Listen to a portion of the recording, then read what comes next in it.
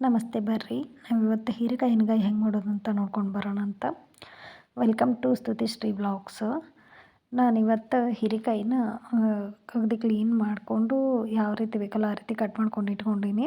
ಅದಕ್ಕೆ ಬೇಕಾಗುವಂಥ ಪದಾರ್ಥಗಳು ಖಾರ, ಉಪ್ಪು, ಅರಿಶಿನ, ಜೀರಿಗೆ, ಶೇಂಗಾ ಪುಡಿ, ಕೊಬ್ಬರಿ ಇದೆಲ್ಲನೂ ತೊಗೊಂಡೀನಿ. ಆಮೇಲೆ ಅದು ಕಟ್ ಮಾಡ್ಕೊಂಡಿದ್ದಕ್ಕೆ ಮಸಾಲೆನೆಲ್ಲ ತುಂಬ್ಕೊಂಡೇನಿ ರೀ. ಈಗ ಒಂದು ಪಾತ್ರೆ ತೊಗೊಂಡು ಅದಕ್ಕೆ ಕಡಾಯಿ ಒಳಗೆ ಒಂದು ಗ್ಯಾಸ್ ಸ್ಟವ್ ಹಚ್ಕೊಂಡು ಪಾತ್ರೆ ಒಳಗೆ ಬಿಸಿ ಮಾಡೋದಕ್ಕೆ ಒಂದು ಸ್ವಲ್ಪ ವೇಟ್ ಮಾಡಿ 1-2 ಟೇಬಲ್ ಸ್ಪೂನ್ ಆಗುವಷ್ಟು ಎಣ್ಣೆನ ಹಾಕ್ಕೊಳಕತ್ತೀನಿ ರೀ. ಅದು ಇನ್ನೂ ಕಡಾಯಿ ಒಂದು ಸ್ವಲ್ಪ ದಿಪ್ಪ ಭಾಳ ಅದರಲ್ಲ, ಹಾಗಾಗಿ ಅದಿನ್ನೂ ಕಾದಿರಲಿಲ್ಲ, ಸ್ವಲ್ಪ ಟೈಮ್ ತೊಗೋತು. ಅದಕ್ಕೆ ಒಂದು ಸ್ವಲ್ಪ ಸಾಸ್ವೆ ಹಾಕಿದ ತಕ್ಷಣ ಅವು ಚಿಟಪಟ ಅನ್ನೋ ತನಕ ವೇಟ್ ಮಾಡಿ, ಆಮೇಲೆ ಇವಾಗ ಕರಿಬೇವು ಹಾಕಿ ಬೆಳ್ಳುಳ್ಳಿ ಏನು ತೊಗೊಂಡಿದ್ನಲ್ಲ ರೀ ಅದನ್ನು ಜಜ್ಜಿ ತೊಗೊಂಡೀನಿ. ಅದಾದ ನಂತರ ಇದಕ್ಕೆ ಮತ್ತೇನು ಹಾಕಾಕತ್ತುದಿಲ್ಲ. ಯಾಕಂತಂದ್ರೆ ನಾವು ಅದೇನು ಹೀರೆಕಾಯಿನ ಸ್ವಚ್ಛಂಗೆ ತೊಳೆದು ಅದ್ರೊಳಗೆಲ್ಲ ಮಸಾಲೆ ಏನೇನು ಹೇಳಿನಲ್ಲ ರೀ ಅದನ್ನೆಲ್ಲ ಮಿಕ್ಸರ್ಗೆ ಹಾಕ್ಕೊಂಡು ಅದನ್ನೆಲ್ಲ ಫಿಲಪ್ ಮಾಡ್ಕೊಂಡೇನಿ ರೀ. ಒಂದು ಸ್ವಲ್ಪ ಹಸಿ ಕೊಬ್ಬರಿನೂ ಮತ್ತು ಶೇಂಗಾನು ಎರಡೂ ಸ್ವಲ್ಪ ಸ್ವಲ್ಪ ತೊಗೋದ್ರಿಂದ ಟೇಸ್ಟ್ ಭಾಳ ಸೂಪರ್ ಆಗ್ತೈತೆ ರೀ.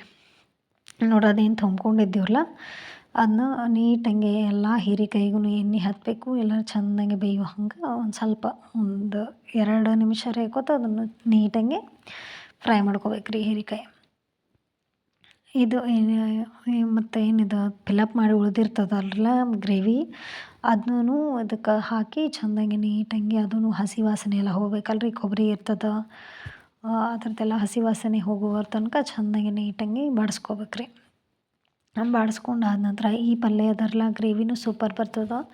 ಅನ್ನದ ಜೊತೆ ಆಗಿರ್ಬೋದು ಅಥವಾ ರೊಟ್ಟಿ ಜೊತೆ, ಚಪಾತಿ ಜೊತೆ ಸೂಪರ್ ಕಾಂಬಿನೇಷನ್ ಅಂತಲೇ ಹೇಳ್ಬೋದು ರೀ. ನಮ್ಮ ಮನೆಯಲ್ಲಿ ಎಲ್ಲರೂ ಇಷ್ಟಪಡ್ತಿದ್ದಾರೆ ರೀ ಹೀರೆಕಾಯಿ.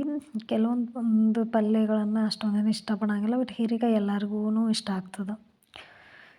ಹಿಂಗಾಗಿ ನಾನು ಯಾವಾಗಲೂ ಆಲ್ಮೋಸ್ಟ್ ಮಾಡ್ತಿರ್ತೀನಿ ರೀ ಹೀರೆಕಾಯಿನ. ಡಬ್ಬಿ ಕಟ್ಟೋದಿತ್ತಂದ್ರೆ ಅಷ್ಟು ಉಳ್ಳಾಗಡ್ಡಿ ಹಾಕಿ ಉದ್ರಂಗೆ ಮಾಡ್ತೀವಿ. ಇದು ಮನೆಯೊಳಗೆ ತಿನ್ನಕ್ಕೆ ಮಾಡ್ಲಿಕ್ಕತ್ತಿದ್ರಿಂದ ಎಣ್ಗಾಯಿ ಮಾಡ್ಕೊಳಿಕತ್ತೀನಿ ರೀ. ನೋಡಿರಿ ಈಗ ಎಷ್ಟು ಬೇಕೋ ಅಷ್ಟು ನೀರನ್ನು ಹಾಕಿ ಅದಕ್ಕೆ ಪ್ಲೇಟ್ ಮುಚ್ಕೊಂಡು ಒಂದು 2 ನಿಮಿಷ ಕುದಿಸ್ಕೊಂಡು ತಗೊಂಡೀನಿ ರೀ. ಈ ರೀತಿ ಅದೆಲ್ಲ ರೆಡಿ ಆಗ್ಯದ ನೋಡಿರಿ. ಫೈನಲ್ ಲುಕ್ ನೋಡಿರಿ ಎಷ್ಟು ಚಂದ ಎಣ್ಣೆ ಬಿಟ್ಕೊಂಡದ. Thank you.